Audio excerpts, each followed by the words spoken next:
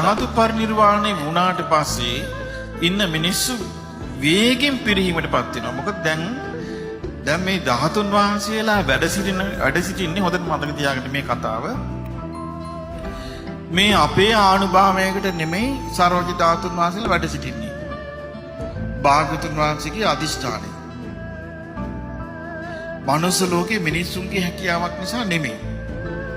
බුදුරජාණන් වහන්සේ මිනිස්සු කෙරේ කරුණාවෙන් ධාතුන් වහන්සේලා වැඩ සිටින්න අදිෂ්ඨාන කළා. භාග්‍යවතුන් වහන්සේ මිනිස්සු කෙරේ කරුණාවෙන් මේ ධාතුන් වහන්සේලා චූටි කෑලි වලට කැඩලා යන්න අදිෂ්ඨාන කළා. ඒ කියන්නේ අබෑට ගානට, මුංගට ගානට, පුංචි හාල්යට ගානට අදිෂ්ඨාන කළා තියෙනවා. ඒ මොකද හේතුව මිනිස්සු හිත පහදවාගෙන ශාස්ත්‍රුන් වහන්සේ කියන අදහසින් ධාතුන් වහන්සේලාට වර්ධනා කරම අර මිනිස්යාට තමන්ගේ සංසාරික ආපු දුර්වලතා මැඩගෙන පින උපදිනවා. ඒ පිනෙන් යාට සුගති යන්න අවස්ථාව ලැබෙනවා. ඒක සලස්වන්නයි. එතකොට මේ ධාතුන් වහන්සේලා පරිනිර්වාණයට පත් වුණාට පස්සේ සම්පූර්ණ ලෝකේ මාර්ගග්‍රහණයට තියෙනවා. මොකද දැන් භාග්‍යවතුන් වහන්සේගේ ගුණ කියා වන්දනා කරන්න පරිසරයක් තියෙනවා. ධාතුන් වහන්සේලා තියෙනවා. ධාතුන් වහන්සේලා ප්‍රදර්ශනය කරනවා. ධාතුන් වහන්සේලා වන්දනා කරනවා. බෝධි වන්දනා කරනවා. විහෙර හදනවා. විහාර හදනවා. චෛත්‍ය හදනවා.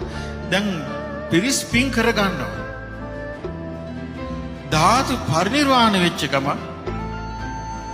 බුදුරජාන් වහන්සේගේ අදිෂ්ඨාන කරපු යුගය ඉවරයි. ඊට පස්සේ සම්පූර්ණයෙන්ම තියෙන්නේ මායාවේ අතේ. මායා මේ ජනතාව Tamanට ඕන හැටියට කලබලා සතර අපායටම දානවා මිසක් මායාවේ මැදිහත් වීමෙන් හිතාමත සුගතියට යවන්නේ නැහැ. මොකද බුදුරජාන් වහන්සේ දේශනා කළා තියෙනවා ලෝකේ අධිපති භාවය අතර අග්‍ර මාර්යා කියලා. ඒතර මාර්යාගේ පැවැත්ම මාර්යාගේ අධිපති භාවය අමතක කරලා අනිත් ඒවා කතා කරන්නේ. අධිපති භාවයෙන් අග්‍ර මාර්යා. මුකේද අධිපති ඇසට.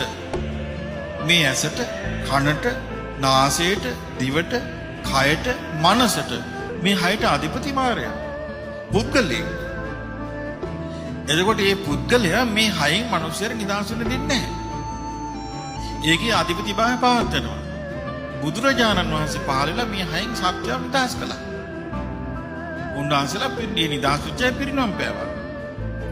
එතකොට ධාතුන් වහන්සේලා අන්තර්දාන වුණාට පස්සේ ධාතුන් වහන්සේලා අතුරුදහන් වෙන අවස්ථාවේ ප්‍රාතිහාර්ය පාගෙන අතුරුදහන් වෙන්නේ නිකන් නෙවෙයිනේ. අපි ගියපාරත් කිව්වා ධාතුන් වහන්සේලා අතුරුදහන් වෙන්නේ ප්‍රාතිහාර්ය පහලා. ඒ කියන්නේ ඉන්දියාවේ බුද්ධගයා භූමියේ වජිරාසනයේ මත බෝසෙවණේ මේ බුදුරජාණන් වහන්සේගේ ජීවමාන රූපෙ මැවිලා චතුරාර්ය සත්‍ය ධර්ම දේශනා කරලා ඉර්ධි ප්‍රාතිහාර්ය පාල තමයි ධාතුන් වහන්සේලා නොපෙනියන්නේ අතුරුදහන් වෙන්නේ. ඊට පස්සේ ඉර්ධියෙම දැවිලා අළු වෙලා අතුරුදහන් වෙලා යනවා. එතකොට ඒ අවස්ථාවේදී දිව්‍ය ලෝකයේ හිටියොත් යම්කිසි දෙවියෙක් පිනමෝරපු ඒ දෙවියන් චතුරාර්ය සත්‍ය අවබෝධ කරගන්නවා. ඒ අවසාන වශයෙන් මාර්ගඵල ලබනවා.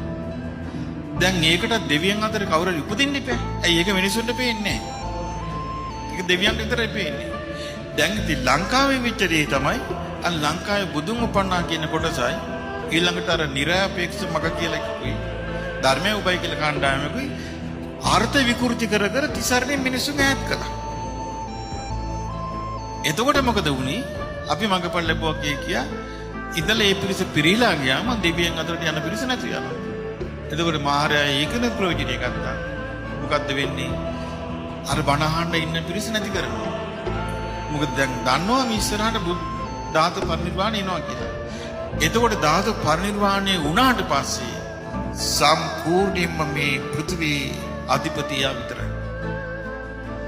ඉහළ දිවි ලෝකවල දෙවිවරු ටිකත් ඒ කාලේ ඉවර වෙනකොට ආයුෂ ඉවර වෙනකොට යුද්ධ වෙවි යනවා. ඊට පස්සේ සම්පූර්ණ යාගේ අධිපති භාවය තියෙන්නේ. සතර අපාය මිසක් මොකුත් නැහැ.